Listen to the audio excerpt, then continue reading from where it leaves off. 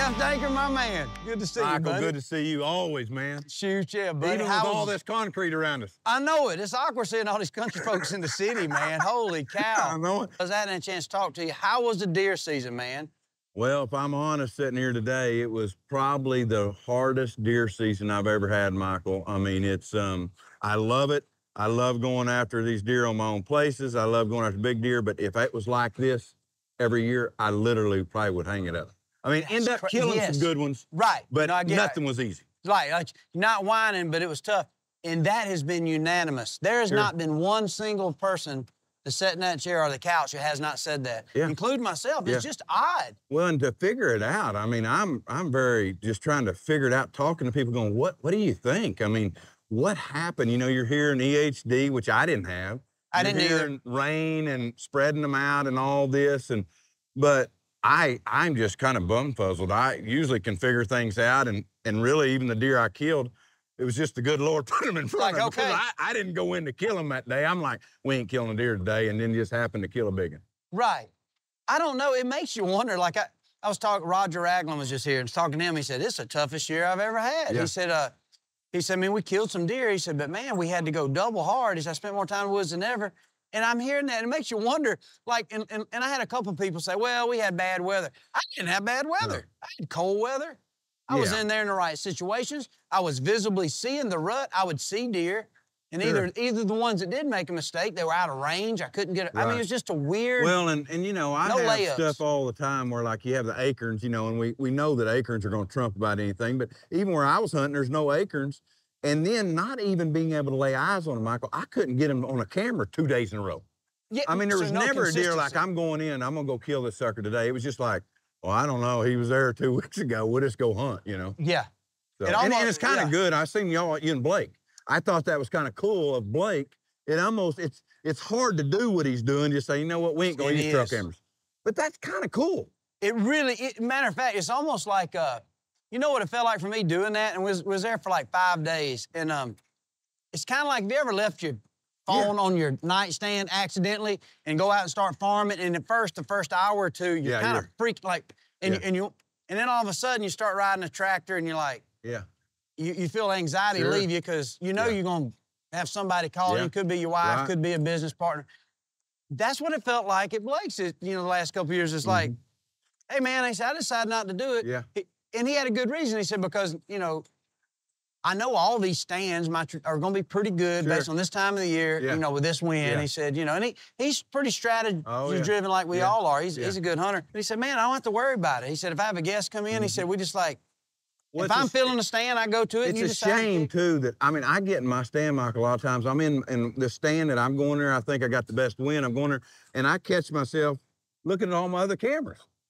I mean, I'm just sitting there looking at... You're not even looking at that food plot. You're looking at... I'm just seeing, okay, what's over here? Am I in the wrong spot? I mean, instead of just sitting back and enjoying at times. I mean, I literally, you know, there's something to be said about this. I mean, we walk in a, you know, Outback Steakhouse, and you look at this family over here, and they're all on their phone, And I talk about that a lot, but I catch myself doing the same thing, even in the dang woods. And I even been telling my crew, we need to watch ourselves. Yeah. I mean, seriously, it's getting too much. It is getting, you know, and like I said, I'll get on my kids for something that I'm doing the same thing, you know, and it has changed. And it, you know, it's funny, like, you know, talking about technology, there's been all that debate, like, oh, man, should you bait? Is that ethical? Should you use, you know, the map? Should you use the cell cameras and stuff? And the thing about it, I've enjoyed all the technology. Sure. But I think it's up to ourselves to kind of discipline ourselves. You know, you're not going to eliminate alcohol. And it might not hurt somebody to have a cold beer once in a while, but you can't sit there and get hammered on it all the time. It's going to lead to destruction. I think that's the same thing. It's like, no, can't blame an industry. We can't blame technology. Sure. You know, I was thinking, well, hey, the Amish are not using electricity. I mean, we got to use our heads too. I mean, it's just like the technology. I would say this when I do my seminars sometimes is, okay, we got the trail camera, best technology to help a hunter ever invented. Right. And then you take the trail camera on this hand, worst technology that hurts us more than anything. Yes. Because we're in and out, and you're so reliable on that, you're like, well, I ain't gonna hunt. He wasn't on there yesterday. I've done Instead of getting out there and going out there and hunting like we used to. Yeah. And being the boots on the ground and the enjoyment there. And again, I don't want to gripe about it because I've used trail cameras to kill some big deer. but I am going to cut back. I'm trying to be that hunter that God. Kind of go back to a kid? Yeah, just the surprise and just going Because you know after. they're going to be there. And really, it might make me a better hunter than just using technology. It hit me this year in Georgia. We can legally bait. And I had a place where I've been putting some Big and J. And Jeff, it was so stomped down that when I'd have been 18 or 20, walked up on that spot with no cameras, I would have sat there from daylight to dark. But I had a camera on it, and I wasn't getting nothing but does and fawns and a few little old rag bucks. And I'm thinking, because of I know, I never even set the stand, and it was like a zoo. And there was a lot of deer frequented. And in one way, the cameras told me what I need to know. Don't waste your time in there. Right. But I would have went a whole season hunting a spot with that much deer sign. Yeah, right. There was rubs and scrapes around it. And I'm thinking, like, man, it's almost like, man, it's kind of hurt my pizzazz of coming in here when I would have been so optimistic, even though really there wasn't nothing to be optimistic about. I wouldn't have known it, you know? So well, this year I went, speaking of Big and J, I had in the summer, Michael, I had took my tractor into an alfalfa field that I'd put in on my place in Kansas, and I put up a stand, basically for a muzzleloader, maybe use a bow in November to have a decoy in front of it, you know, kind of off the creek there, 100 yards off the edge. And we had a northwest wind coming, a cold front, and I'm like, dude, we ain't got nowhere to go tomorrow where there's some decent deer. I said, all I know to do is go get it. And this is December 15th, so I ain't using a decoy.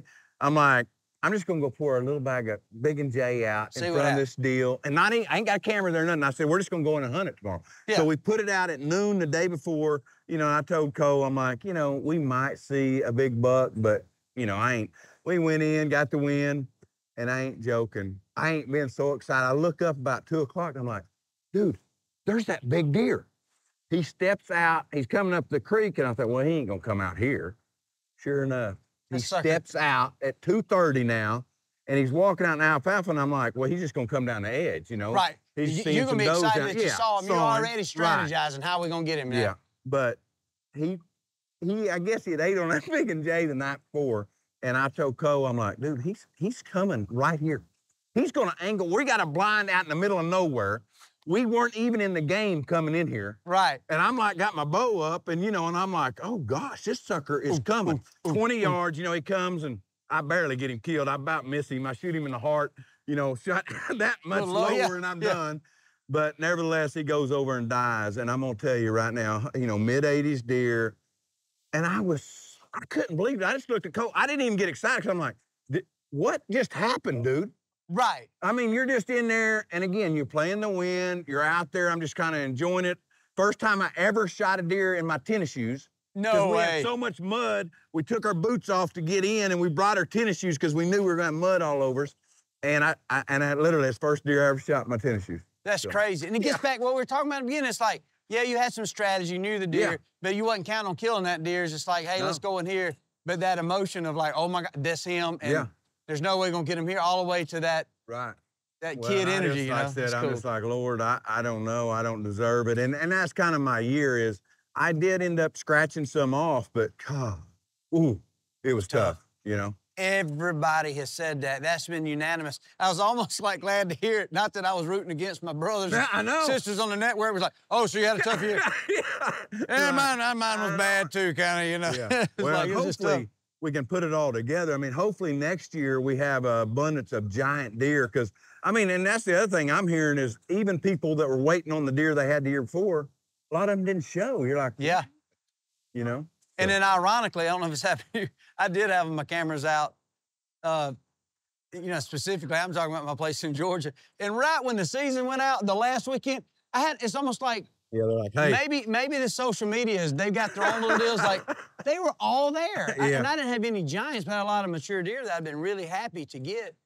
They were all back. Yeah. Like, they're there. I've seen them every day. I've been in the show. I mean, you know, it's like they know, right? I mean, that's kind of the same thing happened to us, which I'm thankful we got through the year. I mean, I think we're going to have to go shoot a bear or two because we ain't got enough footage. But, you know, it's what it is. I don't get too excited about all that anymore. I know it. That's what we'll get to. At least we'll get those eventually. Like, honey, I got to go on that bear hunt. I mean, we need to get some footage, you know? That's good stuff. I tell you, it's just, in all seriousness, just a blessing Yeah. 21 years. I know you've been in it. How many years you been in that? It's crazy. I started working on Realtree about 96, but hosting shows since 2002, road trips. Right.